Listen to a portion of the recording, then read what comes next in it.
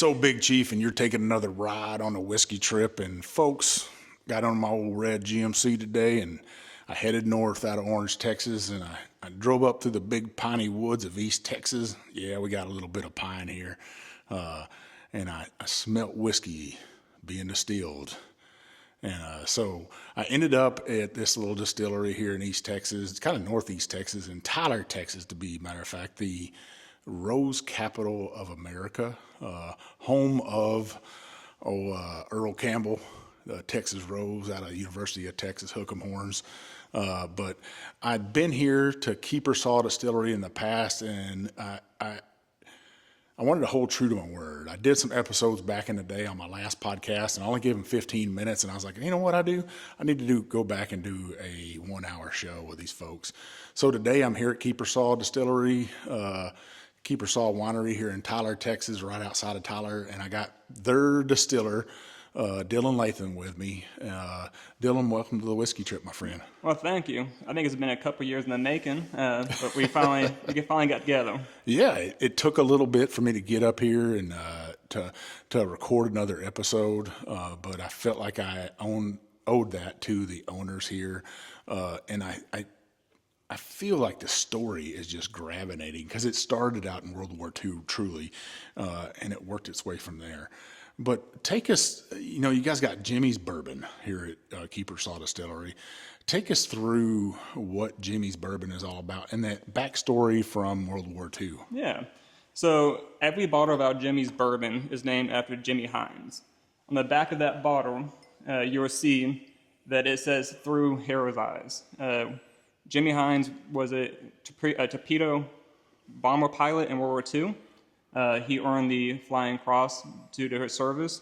But that's every time we drink a bottle of bourbon, we're honoring those heroes that served in our armed forces. Now, did he really carry a bottle of whiskey around him all throughout the war? He did. So right after he graduated his pilot class, the instructor said, go out and get you a bottle of Jim or Jack, get some chewing gum, and get you a much cigars that you can hold, essentially. And tie that up in an ammo can and put it behind your pilot seat. Essentially, if you got shot down during World War II, those items will be worth more than currency. So if you live to tell after you crash, you could use those items to trade and to buy items. Wow, could you imagine if you still had that bottle of whiskey from behind the seat? I'm pretty sure he probably still does. He had that bottle. He actually traded that bottle on the beach for an old record tape for his sister. His sister was named Bernie Mae. Our stair behind us actually is named after his sister Bernie. But he traded that bottle of Jim for a record. Then he got back to Jacksonville, Texas, which is down the street from us, and that record had nothing on it. So wow, nothing. Had nothing. Just a blank record. Just a blank record. He said he was pretty upset. And that's his glasses right there. It is. The original set. So those are, I'm messing around with them, and I was like, man, they're probably, they're over 80 years old now. Probably a little fragile. Yeah. Worried to touch them and stuff with my big giant hands. But I actually got a glass of whiskey in my hand. What do we got in this first glass? So this first glass is going to be our Jimmy's Bourbon. It's going to be an 84th blended bourbon. It's going to be a high corn mash bill. So it's about 80% corn and 20% rye and barley on this one. Really? Yeah, so it's going to be very sweet. This is the one that we use for every single one of our cocktails out here on site. And it's got a nice nose to it, like this, I don't know what you'd call it, like a licorice almost. And usually I get that off of a rye whiskey, but maybe it's because you got a high content of rye in here. Well, cheers.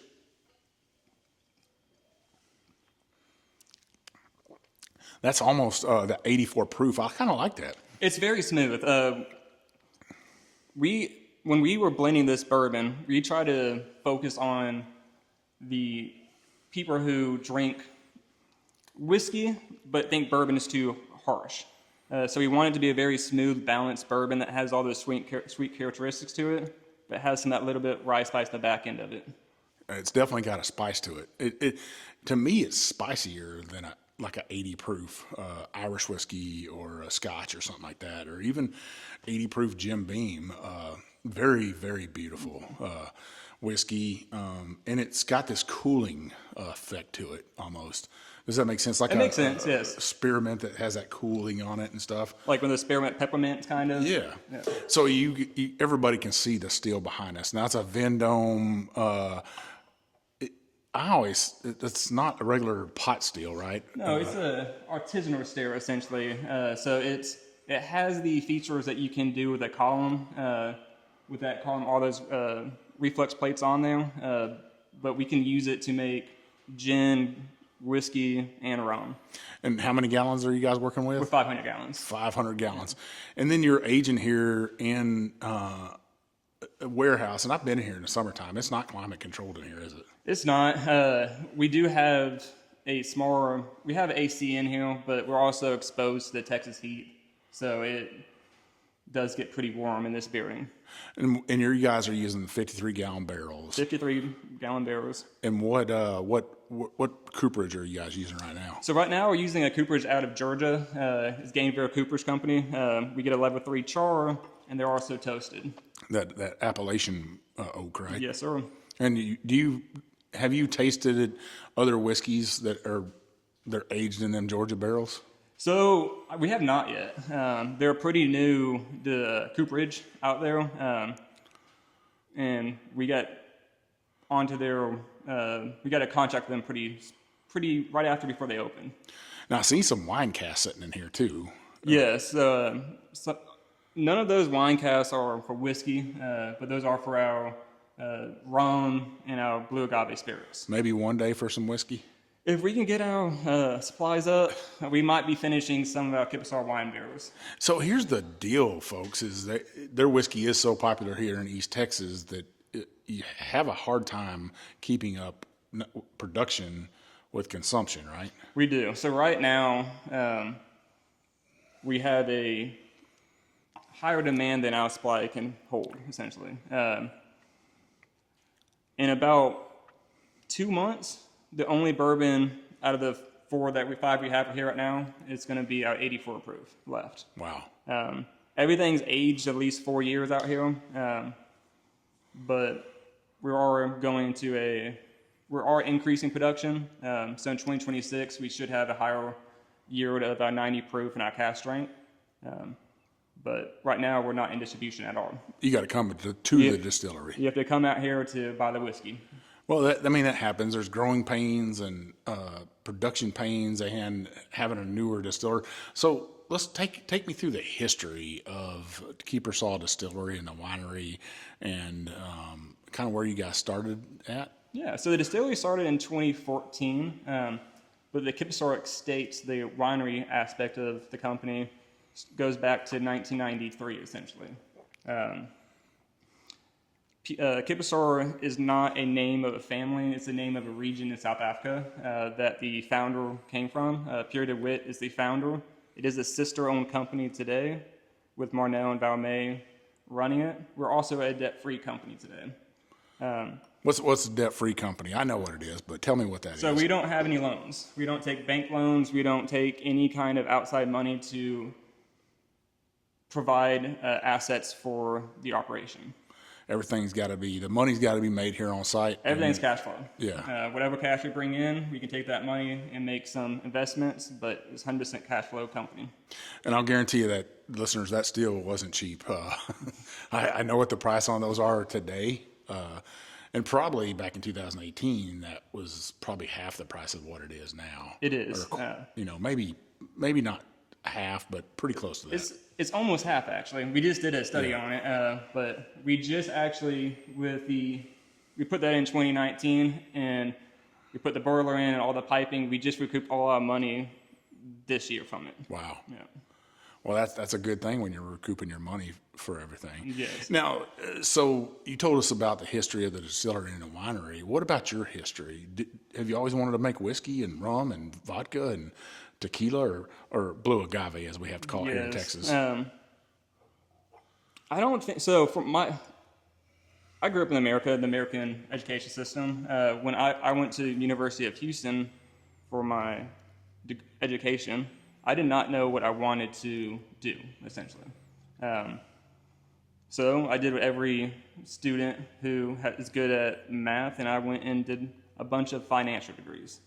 During that time, I was in Houston, worked in accounting firms, and was working with hedge funds and other financial institutions, and I realized this is not what I want to do for the rest of my life.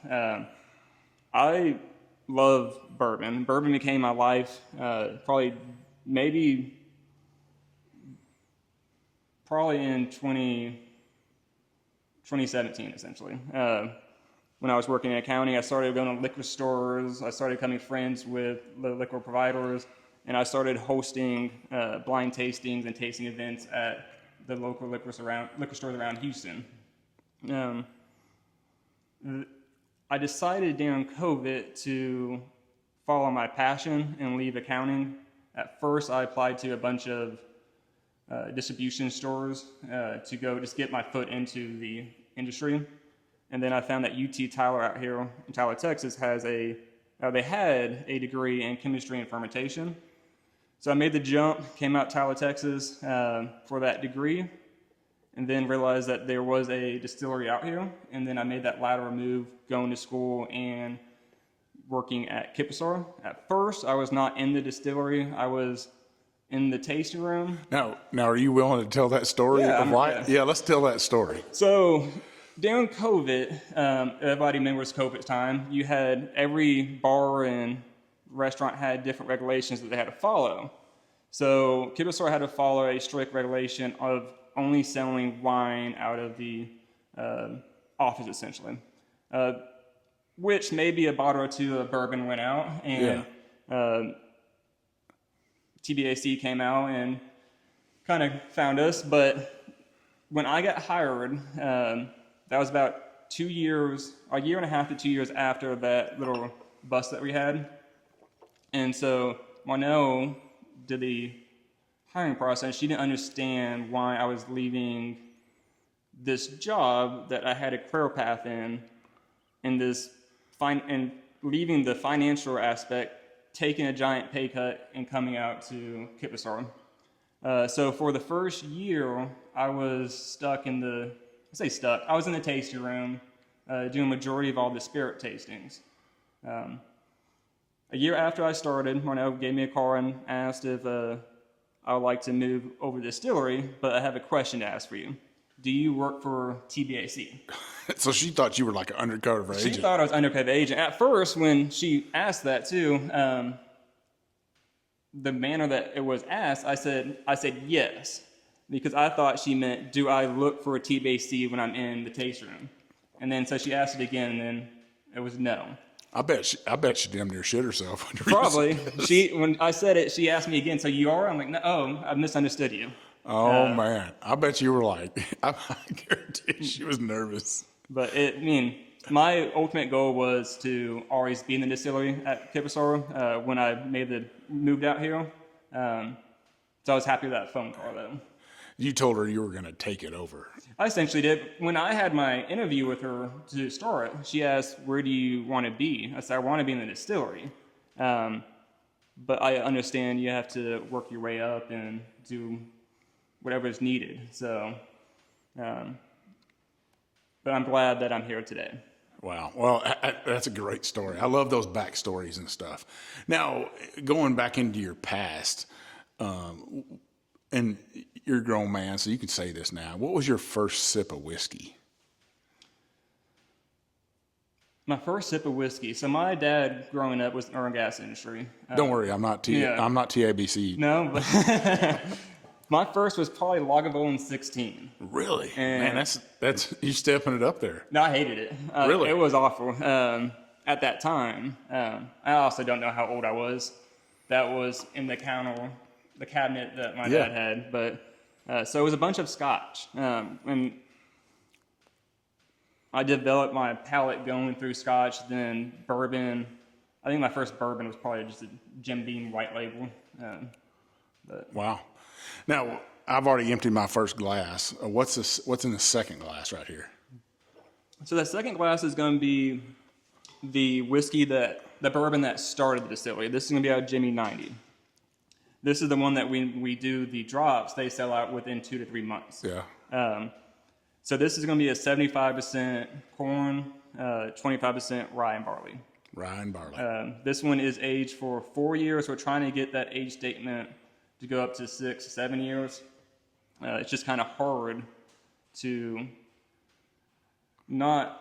you want to supply the current demand for it. Sure. And holding it back, you want to have that big gap in production. But we do put about 4 to 5 barrels every year back, so we can eventually get to that 6 and 7 year age statement. I love it. I think, that would be wonderful for the state of Texas to have a bourbon with that and stuff. And I remember when I came and visited the first time, you guys were in a different bottle. You were in that Nordic style Stag Junior bottle and stuff. Yeah. And you've graduated with a more beautiful style whiskey bottle with a cork in it.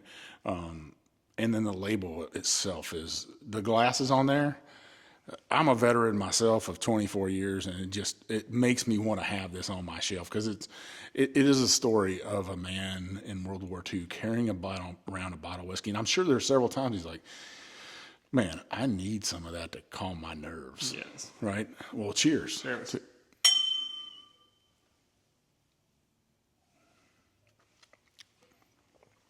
That's scrumptious right there. That kettle corn. Has that kettle corn, that caramel aspect to it. Oh yeah, that's almost like crackerjack in a glass right there. Do you always get those kind of tasting notes out of your guys' whiskey? I do. I get a lot of the kettle corn, caramel, and kind of when we get to the cast strength and the 10-year, more of those chocolate characteristics out of it. Now, a lot of people on here, listeners, are probably thinking, what's a Texas boy out of Houston? You're a native Texan, right? I'm a native Texas. And you're proud of that. When you sent me your bio, I said native Texan. I loved it. I was like, yeah, that's what I'm talking about. Goes back for generations. So a lot of people are probably thinking, what does this man know about making whiskey? Not only did you go to college here at UT for distillation and brewing, you also went up to Kentucky and got some education up there as well, right? Yeah, so I've been to Moonshine University with Dr. Pat Hines, doing a bunch of fermentation classes. I'm also currently going to school in the University of Edinburgh for a distillation degree also. I have a flaw that I want to know everything, essentially. So my education for spirits is just a part of my life, essentially. At least you're trying to gain knowledge and learn more the more you can learn. Now, I went in the bathroom and peeking around, and I noticed a bag in there, not in the bathroom, but I see it said Firm on it, and I'm assuming that you guys are using Firm Solution yeast. We are. Any of our supplies come from Firm Solution.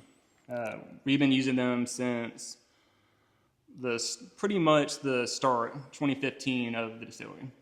I mean, that makes sense, but you went there and met the man. I did. One of the men that make it. Pat Hines, yes. Yeah. Great man, too.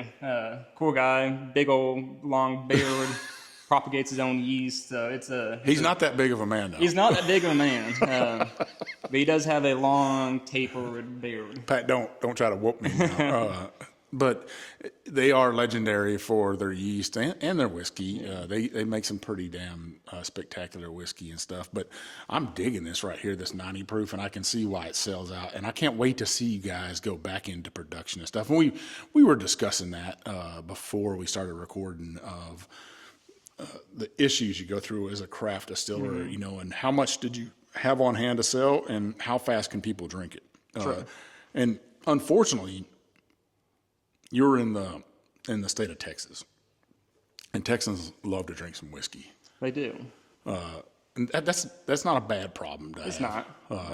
That I will say, and that what do they say on? There's a movie with Brad Pitt where they were in World War II. Inglourious Bastards, where he's like, I'm in the business of killing Germans, and baby, businesses are booming. Well, you're in the business of making whiskey, and baby, businesses are booming down here. It's a problem, but it's a good problem to have. Yeah. There's nothing wrong with that. I love it. I think what do you get out of this right here? So for our 90 proof, you get the kettle corn, like you said earlier. You get some of those caramel notes. You get a very long, sweet, kind of like a custard characteristic too in the back end. But is very smooth. It has a very complex finish, but it's enjoyable to drink, just neat. Well, I think on the second half, as listeners can see and viewers can see, because I am on YouTube now, I'm going to make sure this is up there, and some other episodes I've recorded. I'm going to try to get those out there for you, but this one will definitely be released and stuff. But as you can see, listeners, you're listening to us, the darkness in that middle one right there is just spectacular. And then the very end, I believe, is a cast strength. These are just awesome, amazing whiskeys. Even the 84 proof, the color on it is nice, beautiful whiskey. If that was a Scotch, that would be like a 30 or 40-year-old Scotch. But you got a Texas whiskey out here, this heat. And I'm sure with you're from the Houston region, the humidity there is totally different from the humidity here. It's a little bit drier out here. You don't have when you walk outside in Houston, it feels like you're walking into a damp shower sometimes. We don't have that issue out here. Now, for listeners that don't know where Tyler, Texas is, give us kind of that geographical. Yeah, so it's about 45 minutes to an hour south of Dallas, around, and then if you know where Lufkin and Nacogdoches is straight over from there.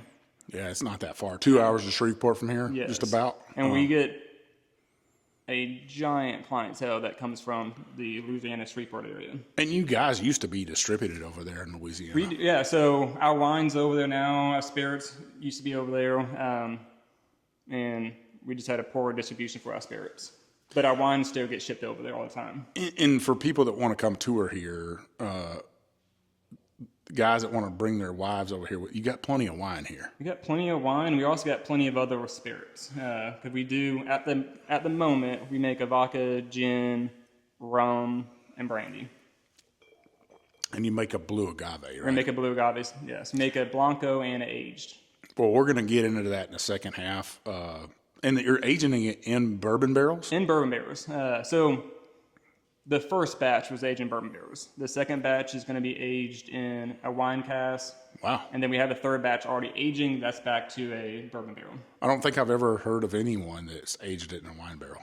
We have excess on hand, so we wanted to see what would happen on that one. Maybe I have to take some of that home with me, just for some friends, I think. Well, we're up against the first half, Dylan, and I'm looking forward to the second half and discussing the future of Kiepersol Distillery and where you're going to take it, because I know you got grand dreams, all right, and now you got a new friend in social media and in podcasting with old Big Chief here.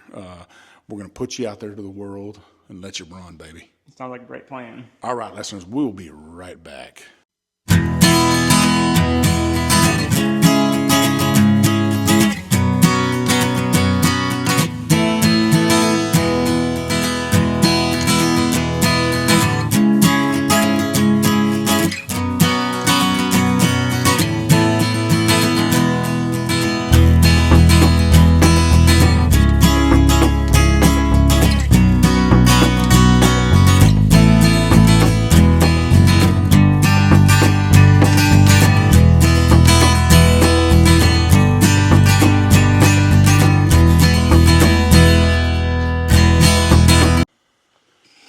Listeners, we're back for the second half, and I am still here at the old Kiepersol Distillery in Tyler, Texas. I noticed your girlfriend or your fiance, she was like, I love the way you say Tyler, Texas. Yes. I got that deep hill country accent, deep voice. But I'm with Mr. Dylan Latham, the distiller, and we got some more whiskey in our glasses, as you can see, and we're going to drink that, and we're going to talk about the future of Jimmy's bourbon and what you're going to do here, what you're going to take all that education for. But what's in this first glass we're sipping on? So the first glass, this is the very first release of our rye whiskey. So it's going to be a Kentucky style rye. Mm-hmm. It's going to be a 60% rye, 35% corn, that 5% barley. If you enjoy cigars, this is the best whiskey that we make with some cigars. What's the proof on this right here? This is going to be a 90 proof. A 90 proof. That's very, very good. Yeah. And for listeners out there that are like, I'm not a rye drinker, if you're a bourbon drinker, this would be more your style of a rye instead of that Monongahela that's a 80-20 or a Maryland style or a German style, as I like to say, of that 95.5 or a pure German style of 100% rye whiskey. This would be, like you said, with cigars. With cigar, this is the best whiskey that we make to pair a cigar with. This is almost that Joseph Magnuson. It is a little bit like that. Yeah, very, very beautiful. It's got a nice darkness to it. That darkness is great. That corn in there balance out that rye spice. We tell people that come to the taste room all the time who are not rye drinkers, just give it a try because it's different than what you are going to associate a normal rye with. I would like to taste this in a whiskey sour or a Manhattan and see how it tastes with that. So for the whiskey, this is the best whiskey sour. I think this is also the best old fashioned that we make. Really? With this rye. It has a little bit more of that spice than the Jimmy's 90s, so it kind of holds up in that old fashioned when you add a little bit of that simple sugar to it. Yeah, I could get that. Yeah. I'd love to taste this with some of that maple syrup I was talking about in the break of putting that old fashioned. Man, that would be perfect. Beautiful, beautiful whiskey. Now, in the break, we were talking about some of the stuff that, since you've been here, that you bring on board, because you didn't say one thing about wheat, which is my favorite thing, is anything wheat in it. And we're in here in Texas, and, the cover crop in wintertime, if you're driving around Texas right now, you're probably going to see some wheat in fields. Do you plan on making a wheat, or have you made some wheat? We have made some wheat. And so for the future of Kiepersol Distillery, we're forecasting or projecting to move into more production of the whiskey. So we're going to go and last 2 years, we made about 6 barrels last year and the year before of a Jimmy wheated bourbon. They're going to be small releases. It's not going to be a massive production at the moment. But we're forecast going forward. We're also planning to have the wheated bourbons to be aged 5 to 6 years, a little bit beyond that 4-year traditional age statement that we hold. That's going to be tough here in Texas. It's going to be tough. We're going to have a hard job trying every year, but we're going to, at least that's our goal. You're going to have to watch those barrels yes. with a keen eye and do a lot of tasting. That's not a bad job. That's not a bad job to have. But it's going to be a fun job to have, too. So. And your hopes that one day, you said you are a cash flow company, right? Mm-hmm. Debt-free. Is it one day to hope to expand this and be able to produce more? And yes, that's my ultimate goal. My ultimate goal is to be known, for Kiepersol to be known as a distillery, not just a winery. East Texas is a distillery, to be a matter of fact. Yes. But my ultimate goal is to have Jimmy's line in every store in Texas that you can buy bourbon. And Louisiana? And Louisiana, maybe going up to the United States, Arkansas, and everything like that. But well, they can stop buying that Crown Royal, that Canadian whiskey, and buy Texas whiskey. True, yeah. Yeah. We'll give a shout out to you guys have did some, you talking about that in the break, some single barrel picks with a local group here out of East Texas. What are they called? The East Texas Whiskey Society. They're out of Nacogdoches. They're out of Nacogdoches. And they hold meetings in the cigar shop there. They in do. Nacogdoches, yeah. In the back room back there. I know I stopped them one night and I said, "You guys want to drink some good whiskey?" They have picked 2 barrels from us so far. So they've picked a 7-year and a 6-year. So you guys still do some single barrel picks? We in the past the last 2 years we've pretty much cut those off also, just to have more supplies for the taste room. Wow. Well, I really can't wait for the future to get my hands on more whiskey from you guys. And I might know a man or a woman, either one, that can send me stuff. So I am lucky. While everybody else has to wait, I don't have to wait. Seems like every time I stop by here on the way to Dallas, I stop in and see my friend Marnell, and something ends up in my truck. So that's a nice friend to have right there. I'm very gracious that I get treated like that. So, where the corn and the rye, do they come from this region right here? Yeah, so all our grains are Texas grown. We work with NBS Seed, and we get all our grains through them.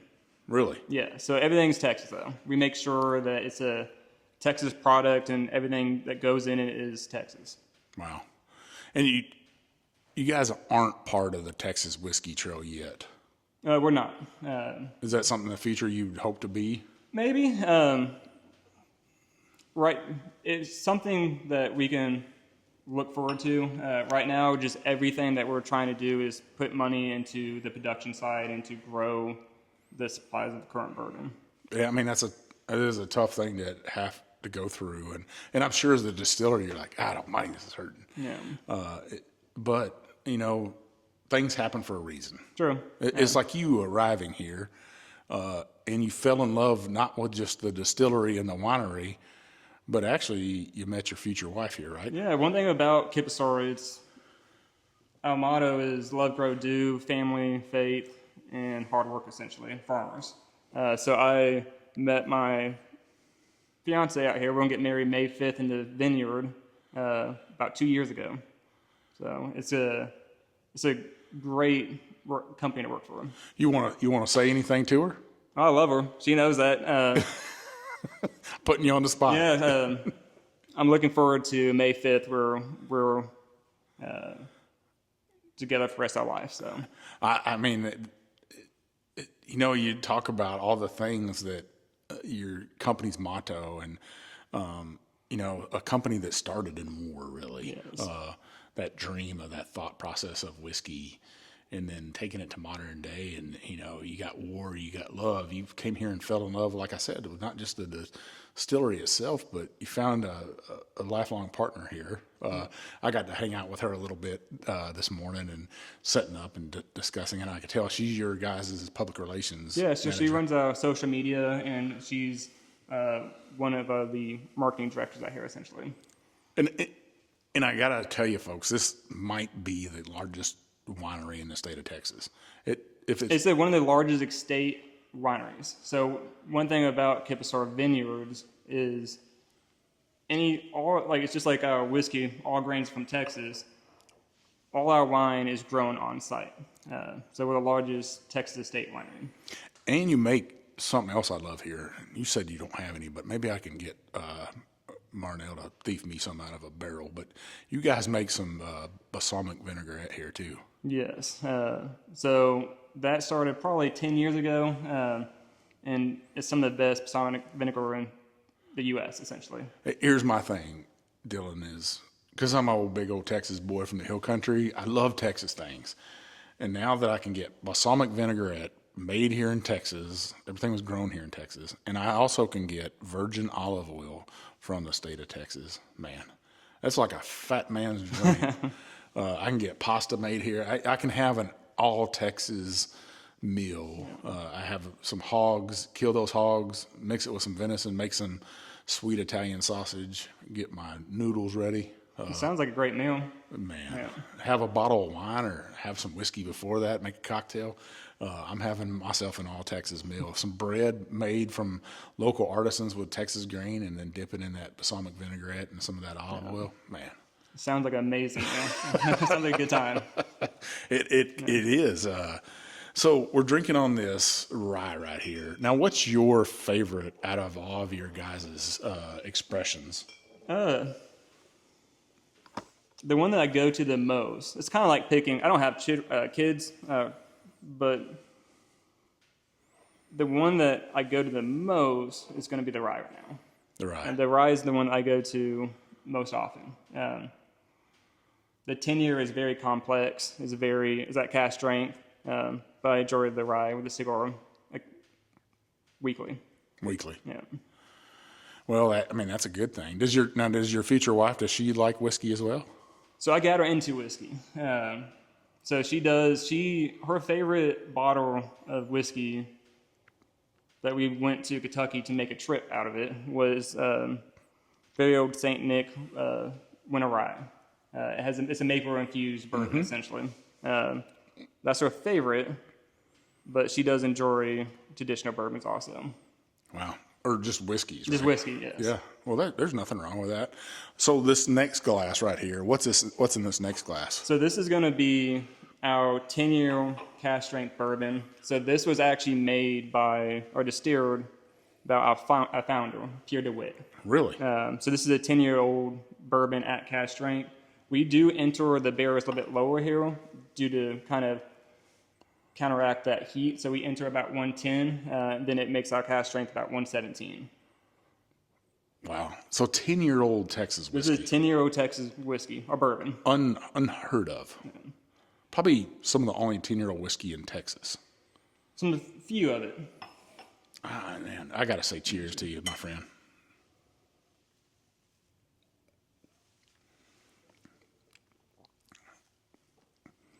That is spectacular, folks. If you can get your hands on a bottle of this, there's some of that licorice I was talking about. That licorice? Yeah.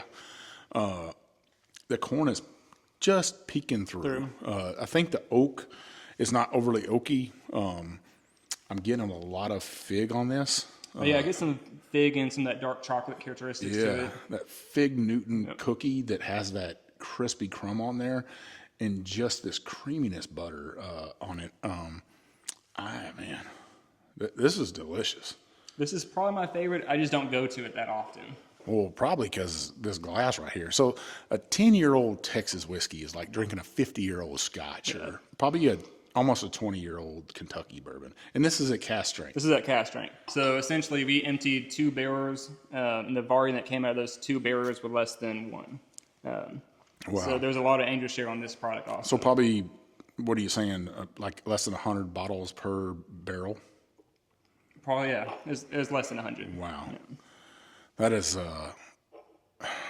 man, this might be my most favorite. I hate to say this because Iron Root, it has my heart. I love Iron Root over there in Denison. But this might be my favorite Texas whiskey to date. If anybody out there in social media land is saying that Steel Austin has something better than this, I dare you to come over here, do an episode with these folks and taste some of this. I think this is better than anything Steel Austin put out. That's great to hear. Yeah, I'm digging it. I drove the 3 hours up here. I'm not just saying it to say it. It takes a lot to impress me. And this is a rye bourbon. Yes, it's a high rye bourbon. This is the same mash beer of the 90s, so this is going to be that 75, 25 rye and barley. Oh, man. So about a 20%, 21% rye. 20 days. Yeah, I'm digging that. That licorice is just, it is almost, because of the age, I think, and the barrel aspect of it, it almost is like drinking a Kentucky-style rye, almost. You could almost fool somebody, I think, with this. And that pepper spice on the back end, the long finish I get from this, ooh, baby. This is, man, Dylan, I got high hopes from you.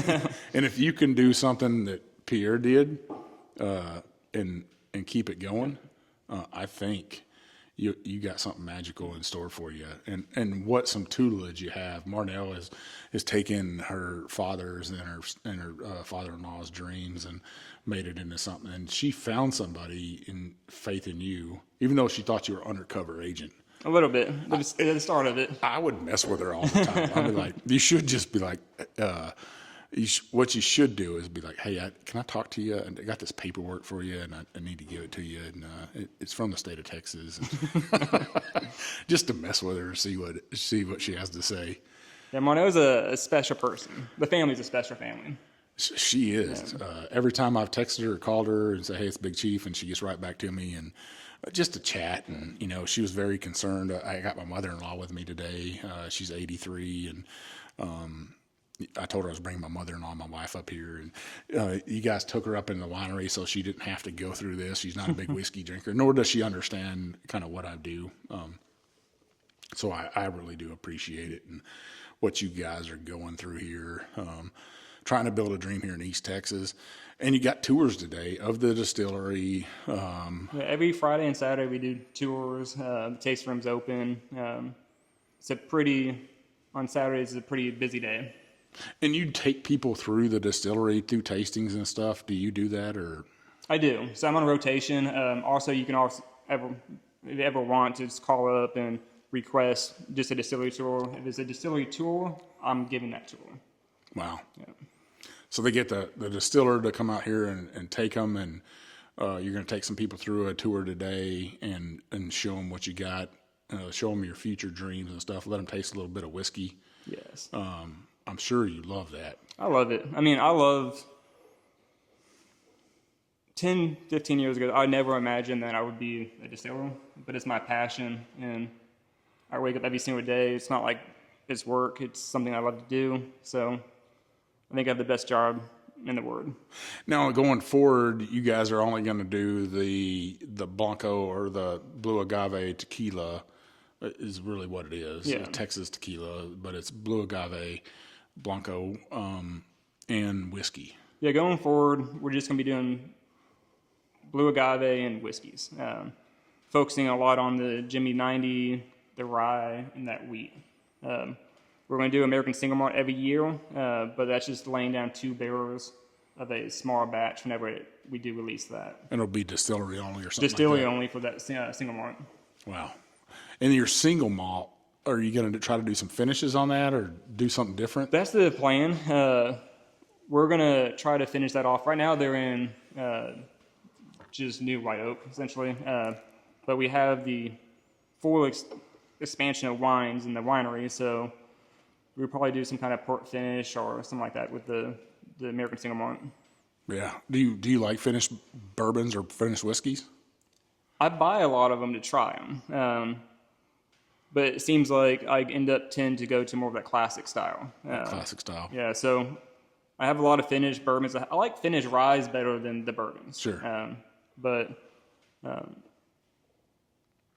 Angel's Envy is one of the ones that actually is a brand of that bourbon finished in that port that brought me into. It was my gateway drug, essentially. Yeah, I'd say Lincoln Henderson and Wes Henderson, whenever they came out with that, I think there were other people doing it, and I'd have to look back on that, but their innovation of finished spirits has just been remarkable. And if you look at it today, how much is out on the market? I don't think anybody could have saw that coming. Yeah. It's something totally different. It is, but that was my gateway into the industry. That bourbon, Angel's Envy bourbon, finished in that port cask, changed my career path essentially. Wow. And I told them, I've been up there a couple of times, and I've told them that story also.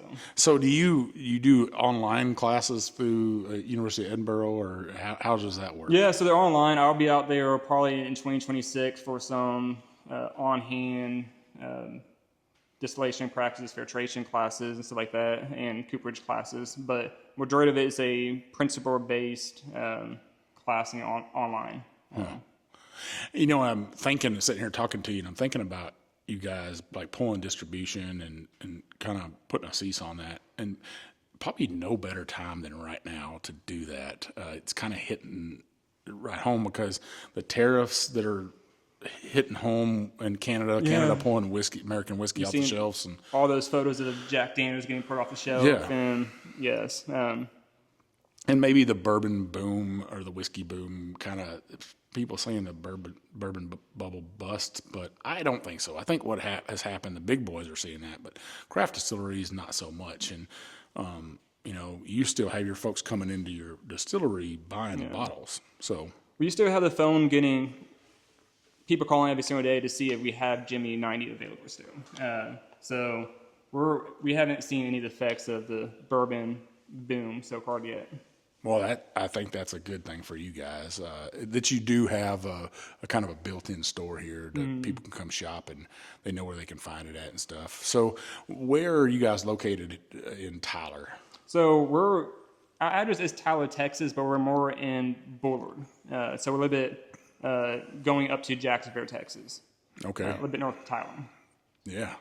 And then what about on social media? What's your guys' website? So our website is Kiepersol.com, and then for all our social media, for Facebook, it's going to be Kiepersol. For Instagram, Snapchat, Pinterest, LinkedIn, it's going to be Kiepersol, Texas. all those good websites Yes. and apps and all that good stuff, social media. Social media does wonders for us. So I know it does. Yeah. I know it does. Well, hopefully this podcast episode does wonders for you and gets more people to come and find you and get you on that map and makes you that, that cult following that we had talked about other distilleries having out there. I wish you guys the best. I wish you the best for your wedding. Oh, thank you. I think, you found a great wife for the future and stuff. And I mean, you guys live right here on site too. Yeah, we actually live on Marno's ranch, essentially. So we live 5 minutes from property. So you don't even have enough time to listen to the podcast. No, it's a good thing to be so close to work, but anything breaks, it's the first phone call they make is to us too. So Well, hey, that makes you family, I guess. Yes, You man. definitely, they trust you living there. So I love it. I love it. Well, any last word for listeners out there? yeah, I mean, currently right now, if you want to come out and try out bourbons, just make your way out to the tasting room at Kiepersol and give me a shout. I'm always here. I can always come up there and give you a tasting. Okay. All right. Well, listeners, you know where you can find old Big Chief at. You can find me on Instagram, TikTok, YouTube, Facebook. I appreciate all those follows. Inviting your friends to follow my page on Facebook. I just broke 6,000 followers on there, and I hope to keep it growing. I'd like to get 10,000 before the end of the year. I'd love to get 100 reviews before the year on Facebook. So if you want to leave me a review, if you're listening right now, go on Facebook, invite all your friends. All you do is go to the 3 little dots, click on that, click on the invite friends, and then you click on invite all friends. If you got 1,000, you can invite 1,000 at a time. If you got more than 1,000, you got to do it a couple of times. But I would appreciate that. I want to grow this organically. I don't want to buy followers. It doesn't do me any good to have fake followers in other countries. I want real people follow my page to produce great content out there to bring you shows like this right here. So leave me those reviews. If you're listening to me, listen to Mark and Matt of the Bourbon Life on Spotify, on Apple Podcasts, or any of those podcast apps out there, platforms. I'd really appreciate it. They put a great show out on Apple Podcasts. If you like what you're hearing, leave us that 5-star review. If you don't like what you're hearing, don't leave us that 1-star, but 5-star review. Leave us those comments and then copy and paste those over to the Old Whiskey Trip on Facebook. I'd really appreciate it. Those comments, those reviews, they keep me bringing great guests on here like Dylan Latham and Kiepersol Distillery here, Jimmy's Bourbon. I love having great guests on here and bringing you craft whiskey out of pot stills like he has right here. It doesn't get any better than this right here, I don't believe. So keep listening. I got some great shows coming up here in the next couple of weeks. If you're going to be over in New Orleans, the 19th through the 23rd for New Orleans Bourbon Festival, I will be there. I'll also be at the Galaxy Whiskey Gala in Austin, Texas on the 29th, I believe, of March. Tickets still available for that. There's still tickets available to New Orleans Bourbon Festival. I'll be doing 2 shows there, but I'll be walking around the Galaxy Whiskey Gala. That goes to buys bears, teddy bears for little kids at Christmas time and other times of the year to give them something else to think about at hospitals and stuff. So come out, meet me, bring a teddy bear, bring some money with you for a great cause. This is old Big Chief, and thanks for taking this ride with me.